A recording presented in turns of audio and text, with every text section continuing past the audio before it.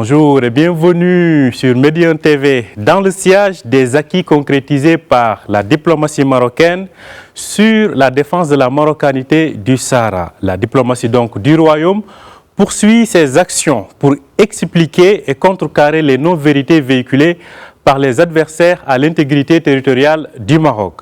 À ce titre, Youssef Amrani, qui est l'ambassadeur du Royaume en Afrique du Sud, vient de publier une publication pour expliquer, éclairer les positions légitimes qui sont celles du Maroc. Il est notre invité ce matin et il est en direct avec nous depuis Pretoria, la capitale de l'Afrique du Sud. Bonjour Youssef Amrani. Bonjour Sir Omar, je suis très heureux de retrouver une de mes chaînes préférées, Médian TV, qui est basée à Tanger, ma ville natale. Eh bien, soyez les bienvenus chez vous alors. Tout d'abord, permettez-moi de vous poser cette question. C'est une question sur l'opportunité de votre publication que vous venez de faire. Vous êtes ambassadeur du Maroc en Afrique du Sud depuis près d'1 an et demi. On se pose alors naturellement la question de savoir est-ce qu'il y a un lien de cause à effet direct entre votre mission en tant qu'ambassadeur de Sa Majesté à Pretoria et la démarche que vous portez à travers cette initiative? Oui, c'est fondamental. D'abord, il y a une question de jugement. Il était pour moi essentiel de faire comprendre que la question du Sahara marocain n'est pas, ou du moins n'est plus une question de décolonisation depuis 1975. Depuis la libération du territoire par le Maroc à la faveur des accords de Madrid, le dossier du Sahara est aujourd'hui exclusivement géré par les Nations Unies. Et donc, c'est un dossier de l'intégrité territoriale du Maroc. Et il fallait expliquer un moment où certains pays isolés prônent encore à ce jour des options obsolètes comme l'organisation d'un référendum ou par 2 colonies. Ils sont purement et simplement en porte-à-faux par rapport à l'histoire et à contre-courant du droit. Donc il était important pour moi d'expliquer, de clarifier que les Nations Unies ont enterré l'option référendaire depuis 2 décennies et ne font aucune référence à une quelconque occupation et soutiennent, bien entendu, pleinement le plan d'autonomie qu'ils considèrent comme prééminent qui a été présenté par le Maroc en 2007. Peut-être vous me direz quelle est la logique de ceux qui pointent du doigt le Maroc. Eh bien, je vous répondrai qu'ils n'ont pas de logique, mais juste un agenda politicien qui ne trompe personne. Donc, le fait est qu'aujourd'hui, ce genre de discours trouve de moins en moins de résonance auprès d'une communauté internationale qui n'est pas dupe sur les véritables questionnements qui doivent être posés aujourd'hui. Et tu me permettras, Omar, pour répondre enfin à ta première question, pour te dire qu'aujourd'hui, nous avons une inquiétude. La situation humanitaire à Tindouf, par exemple, préoccupe et constitue une source première d'inquiétude pour la communauté internationale. Des camps militarisés sont détenus par la force, des jeunes, des femmes sont instrumentalisés, séquestrés et réduits au silence déjà pendant plus de 40 ans. Et en tout cas, comme l'a expliqué dernièrement notre ambassadeur à Genève, cette situation qui perdure ne peut pas continuer par la volonté du pays hôte de la faire perdurer. L'Algérie, malheureusement, je terminerai ma question par là, se refuse le droit de la cohérence et la responsabilité comme démarche, alors que des appels. Et chez vous, à midi 1, j'ai vu la semaine dernière un reportage, vous avez parlé des différents appels du HCR, du Conseil de sécurité de l'Union européenne, et j'en oublie encore. Je m'excuse d'avoir été assez long pour répondre à cette question, mais ces précisions s'imposaient. Je pense que c'est une très belle entrée en matière. Vous parlez d'une démarche pédagogique. Tout au long de votre publication d'une 40aine de pages, vous répondez d'ailleurs à 9 questions récurrentes pour comprendre et cerner le différent régional donc, du Sahara marocain. Quelles sont aujourd'hui, d'après vous, les principaux ombrages qui fausseraient les grilles de lecture et les compréhensions diplomatiques aux yeux des Sud-Africains? Eh bien, les deux questions sont liées.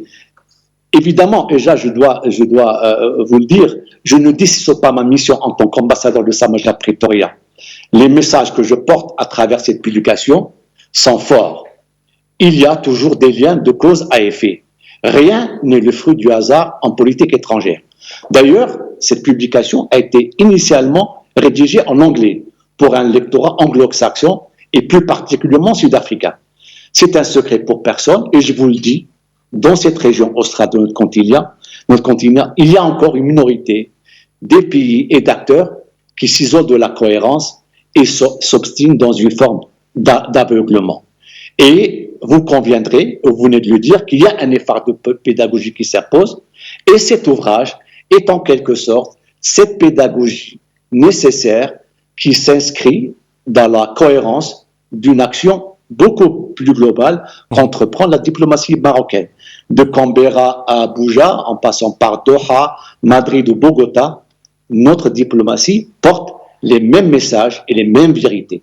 La marocanité du Sahara est une et indivisible. Les faits, l'histoire et le droit parlent pour eux-mêmes. Et tu conviendras, tu l'as dit au début de l'émission, le Maroc a une légitimité, une approche et un dossier embêtant. Alors que d'autres pays, certains pays, des minorités ne trouvent pas d'arguments valables à opposer à notre pays. Ils font usage de manipulation, de fake news. Vous êtes en train de passer des images de l'Union africaine à Midi 1 TV. Eh bien, pour nous, c'est là. Une clarification s'impose et qu'il était nécessaire pour nous de remettre les pendules à l'heure. Chacun pourra comprendre que je cible par cette initiative certains mensonges, certaines aberrations et certaines idéologies. D'ailleurs, même si tu l'as remarqué dans l'ouvrage, la formulation des questions auxquelles je réponds est en réalité parlante. J'ai voulu volontairement partir de l'idéologie pour arriver à l'idée et déconstruire au passage toutes les contre-vérités. Il s'agissait également de présenter... Oui, vas-y. Je dirais, voilà, vous appelez à un regard lucide pour dépasser ces mythes et ces idées peut-être faites sur cette question. Vous appelez vraiment à quelque chose qui est pragmatique et puis à un regard lucide. Ça nous permet d'avancer un peu parce que la finalité, c'est d'arriver à une solution. Vous, quel regard portez-vous sur les perspectives à venir d'une solution définitive de ce différend régional? Merci Omar pour cette question. D'abord, je peux vous dire que je suis ce dossier depuis 40 ans, depuis que j'ai intégré le ministère des Affaires étrangères en 78. Eh bien, pendant ces 40 ans et pendant toutes ces années, le Maroc a toujours été constant dans sa démarche, cohérent dans sa vision et respectueux de ses engagements. Alors, quel regard porter sur les perspectives? Eh bien, je crois qu'aujourd'hui, les choses sont claires. Le Conseil de sécurité de l'ONU est le seul organe mandaté à traiter du différend régional créé autour de la question du Sahara marocain. Le Conseil de sécurité a défini les paramètres clairs et univoques pour la marche à suivre. Vous les connaissez. Le langage onusien est donc celui de la légalité internationale. Il préconise une solution politique qui soit réaliste, pragmatique, durable et fondée sur le compromis. Et l'ensemble de ces paramètres, et vous conviendrez avec moi, se retranscrivent, s'inscrivent pleinement dans le plan d'autonomie présenté par le Maroc en 2007. De ce fait, ce plan constitue la base de la solution politique. Et là, le Maroc, en tout cas, est non seulement réconforté dans sa vision, parce que depuis 2007, les 17 résolutions du Conseil de sécurité de l'ONU ont toutes soutenu cette approche marocaine, en soulignant la prééminence de son initiative, son sérieux et sa crédibilité.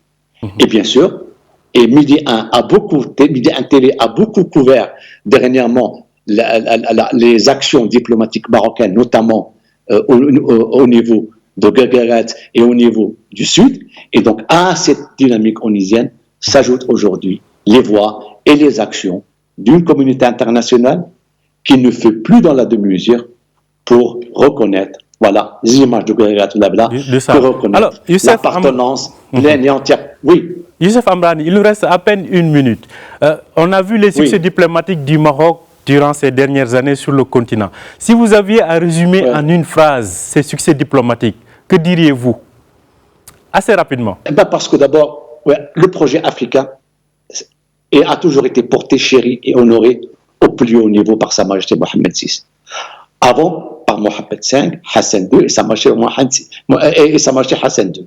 Aujourd'hui, cette année, nous célébrons le 60e anniversaire de la conférence de Casablanca.